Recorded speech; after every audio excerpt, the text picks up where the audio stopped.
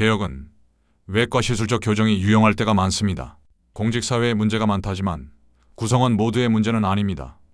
부패하고 부정의한 조직으로 비난받는 조직도 대개는 미꾸라지 몇 마리가 우물 흐리는 것처럼 정치화되고 썩은 일부의 문제이지 대다수는 충직하게 공직자의 책임과 역할을 다하고 있습니다. 구성원 모두가 그랬다면 오늘 같은 대한민국의 발전은 있을 수 없었을 것입니다. 법원에도 정치적 사적 때문에 정의를 비트는 경우가 있지만 사법 정의와 인권 보호를 위해 법과 양심에 따라 용기 있게 판결하는 법관들이 훨씬 많습니다. 수십 년간 법정 변호를 생업 삼아 수천 건의 송사를 하였지만 악의적 왜곡으로 의심되는 판결은 열 손가락 안에 꼽을 정도였고 대다수 법관들은 어려운 환경 속에서도 정의와 진실을 위해 노력했습니다. 우리의 사법 신뢰도는 세계적 수준이라는 게 법조인으로서 저의 믿음이었고 개인적 경험으로 보더라도 그렇습니다.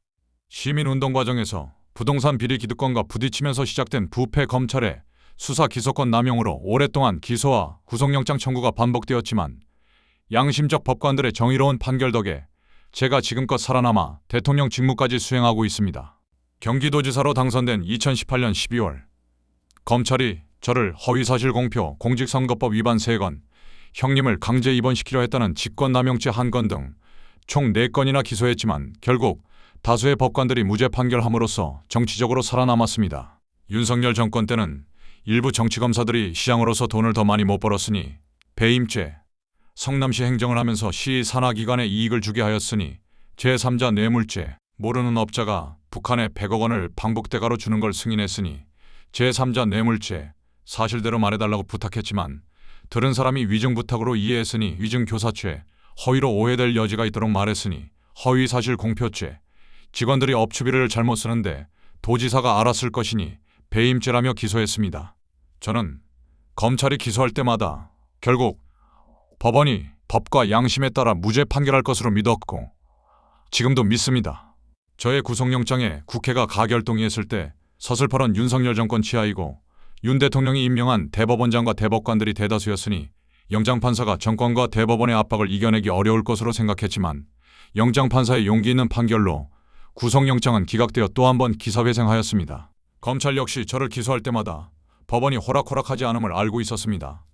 검찰은 증거도 논리도 없는 사건을 대량 기소해놓고 재판 지연을 위해 증인을 수백 명, 성남FC 사건은 578명, 수십 명씩 신청하며 시간을 끌었는데 조기에 결론 나는 것을 막고 저를 법정에 가둬두려 한 것입니다. 검찰이 그나마 유죄 가능성이 있다고 보아 굳이 분리해 신속 진행한 위증교사 사건은 재판부가 검찰의 기대와 달리 무죄를 선고해 또다시 제가 살아날 수 있었습니다. 검찰이 증인을 10명 넘게 신청하며 2년이 넘도록 질질 끌던 선거법 사건은 이해하기 어려운 과정을 거쳐 재판장이 바뀐 후 일반적인 예상을 뒤엎고 유죄에 심지어 징역 1년이라는 황당한 판결이 났지만 서울고등법원은 대법원 판례에 충실하게 무죄를 선고함으로써 또다시 기사회생하였습니다.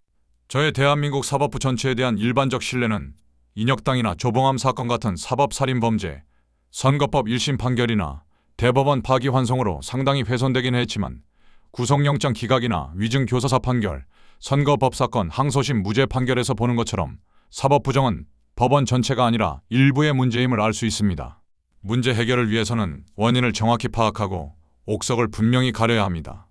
문제를 제거하고 문제 인사에게 엄정한 책임을 묻되 무관한 다수 구성원들이 의욕을 잃거나 상처 입게 하는 것은 최소화해야 합니다. 필요한 개혁을 하더라도 전체를 싸잡아 비난하며 모두를 개혁 대상으로 몰아 빈대 잡자고 초가상관 태우는 결과가 되지 않게 조심해야 합니다. 검찰 개혁이든 노동경제 개혁이든 언론 개혁이든 법원 개혁이든 그 무슨 개혁이든 그래야 한다는 게 제 생각입니다. 아무리 어려운 개혁이라도 결코 포기하지 않되 개혁으로 인한 상처와 갈등을 최소화하기 위해서는 조심 또 조심해야겠지요. 국민 통합과 개혁이라는 양립하기 어려운 두 과제를 모두 원만하게 이행하기 위한 제 나름 고심의 결과임을 이해해 주시기 바랍니다. 개혁은 혁명보다 어렵다고 합니다. 지난하고 번거롭고 복잡하다고 혁명을 할 수는 없습니다. 더디고 힘들더라도 시간이 걸리고 조금 마뜩치 않더라도 서로 믿고 격려하며 든든하게 함께 가주시면 고맙겠습니다.